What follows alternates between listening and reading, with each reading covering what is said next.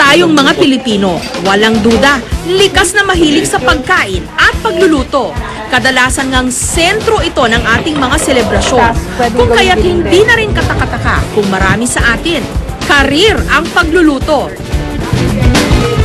At ang kakayahan nating ito, kinikilala na ngayon sa buong mundo.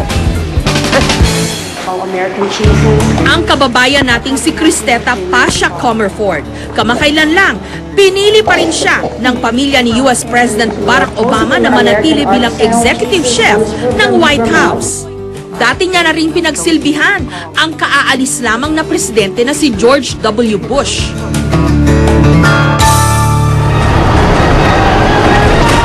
Sa nakaraan namang 2008 Beijing Olympics, sa maniwala kayo't sa hindi, nakasungkit din pala ang Pilipinas ng gintong medalya. Pero hindi sa mga laro, kundi sa kusina.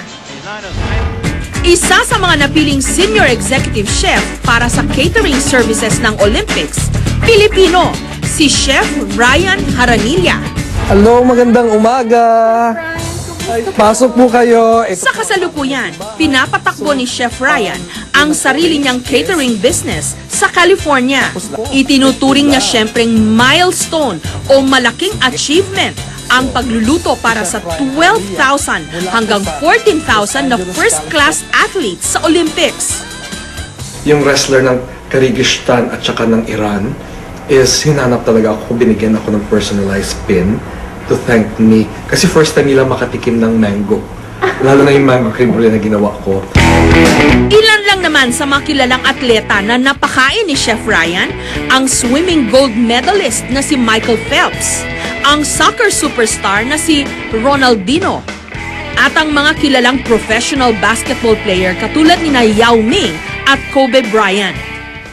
Bago pa man nakapag-aral sa mga culinary school at naging batikan sa pagluluto si Chef Ryan, sa tahanan daw nila sa Iloilo siya unang natutong magluto. Pinuntahan namin ang lupang sinilangan ni Chef Ryan, ang bayan ng Barotac Nuevo sa Iloilo. Itinuturing na ngayong football capital ng Pilipinas.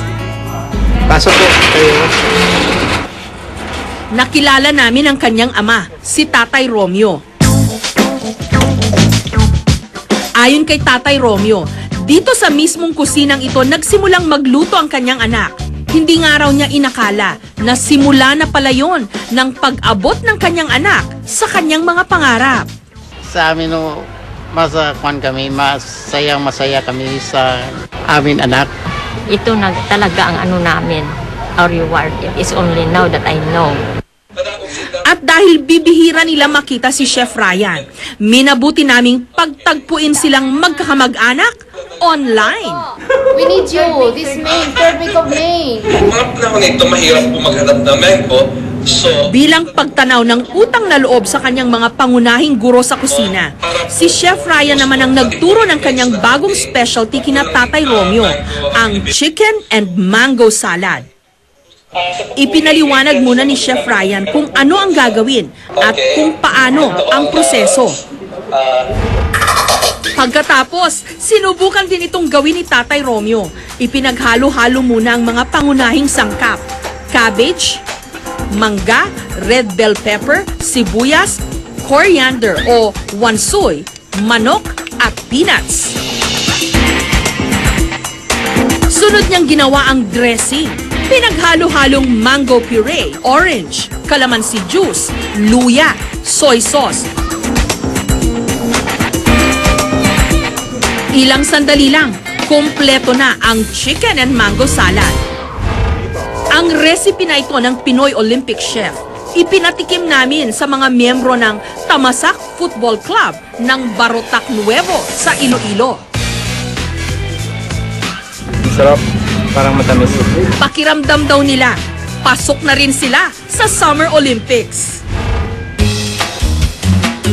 Iba namang Pinoy chef, kahit matagumpay na sa ibang bansa, pinipili pa rin bumalik ng Pilipinas. Katulad ni Chef Sao, isa ring world-renowned Pinoy chef at proud Kapampangan. Sumailalim si Chef Sao sa pagtuturo ng mga batikang chef mula sa Paris, China at Singapore. Pero sa kabila ng kanyang masarap ng buhay sa ibayong dagat, pinili pa rin ni Chef Sao na umuwi ng Pilipinas at magtayo rito ng restaurant. There's a call, you know, you always wanted to go back to your roots. You know, I always hear these things from your mother who had lived in the States or relatives who they want to come back. Totoo pala yun. You know, you're always getting to want to come back because you thought that you wanted to share your knowledge, you want to share your experience. French cuisine ang kanyang specialty, ngunit nilagyan raw niya ito ng Asian touch.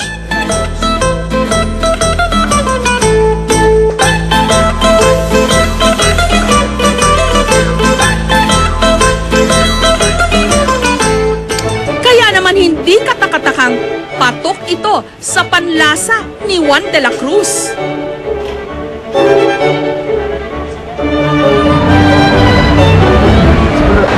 Sarap yung steak niya, malambot. Parang yung tamis niya, tsaka yung meat, masarap. Naghahalo yung alat, tamis, asin, tsaka medyo may konting anghang siya. Maliban sa kainan, ang restaurant ni Chef Sao nagsisilbi ring eskwelahan para sa kanyang mga trainees. There's a little potential, and I'm proud to say, now, these days, the trend among restaurants here and hotels, Pilipino na rin ang mga chefs. Ilan daw sa kanyang mga naging estudyante, nasa abroad na. At may mensahe sila sa kanilang cooking mentor. Hi Chef, how are you? I heard you're very successful back home. Congratulations. Anyway, keep on sharing and inspiring people how to cook. Thank you for being my teacher and a good mentor, and thank you for all the great memories. I'm proud of them, and wala silang, you know, they always say that utang na loob and things like that.